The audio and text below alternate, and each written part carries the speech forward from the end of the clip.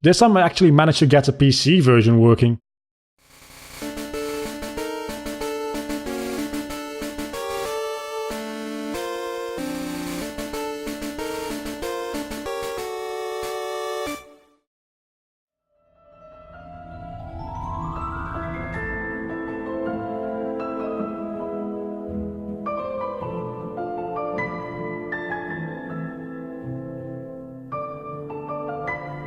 So, before we get started, installing this game is a bitch.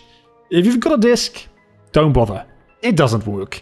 Lucky for me, there's always pirating, and somehow that does work. So I'd imagine if you rip an ISO from your disc, that might work too, although I didn't try that myself. The next issue is one you won't have, but I did because I wanted to record this game. You see, in order to record this game, I need to run it in windowed mode, and that's easy enough if you know a little bit about Windows. But somehow, when you do run this in windowed mode, the game doesn't limit to 60 frames per second. Something it does do in full screen mode. You might think that's no big deal, right? Higher frame rates are usually a good thing. And well, in this game's case, the game's speed is based on the frame rate. So having the game run at 200 frames per second makes it also run roughly 3 times the speed. Which results in annoying controls, but also cutscenes which won't play properly.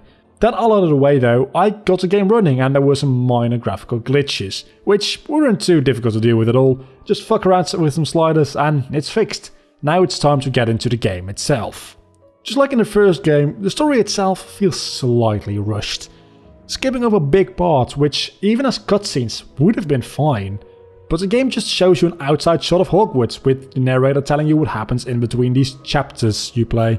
You start out with some cutscenes showing you how Harry escapes at Dursley's, and then you start actually playing the game when you're at Hogwarts. I remember the GameCube and PlayStation 2 versions having tutorials at the Burrow, which made the world feel a lot bigger than just Hogwarts and also give some nice variation in scenery. As would be expected, the game follows the story of the film faithfully, adding in some more things for gameplay purposes, mainly the classes you have to go to. In these classes you learn new spells. Here how I say new spells, because you still know the spells you learned in the first game, and you actually have to use them too. Nothing major is ever said about them, the game just assumes you know them, which you should. It does operate based on the notion that you've played a PC version of the first game, by the way, not any of the other versions which have slightly different spells. Learning the new spells is less frustrating than it was on the PC version of the first game, but at the same time it also feels a bit underwhelming and less rewarding when you actually get it right. It makes sense that they would make it easier for a game aimed at children, but this might just be a little bit too much. After learning a new spell, you have to go through a challenge proving that you can put the spell to good use. Between the classes and story events, there's also a good amount of time to explore the castle itself.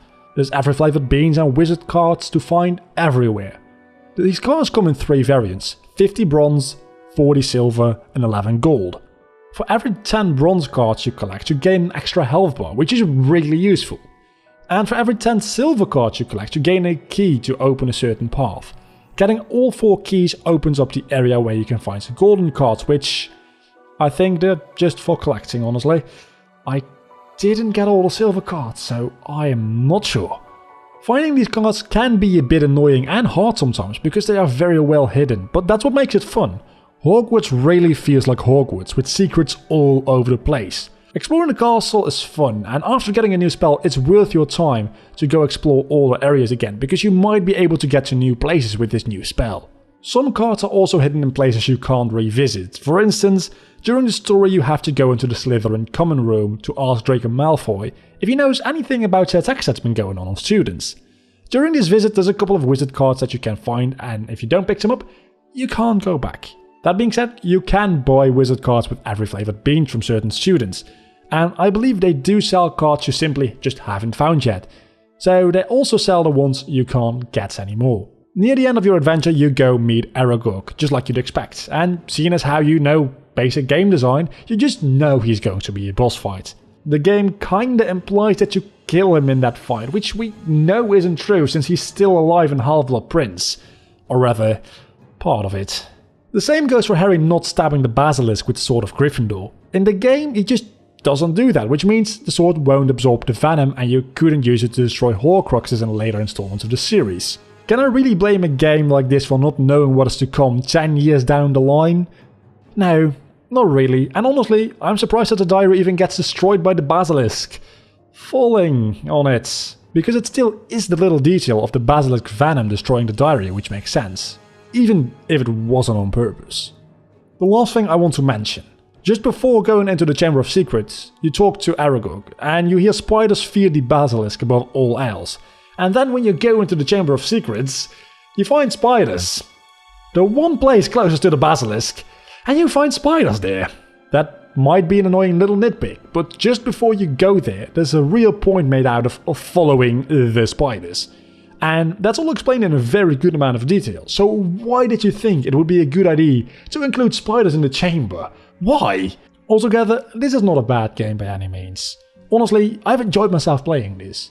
And I honestly think that I might go back after this video to collect all the missing wizard cards and 100% the game, something I don't do often.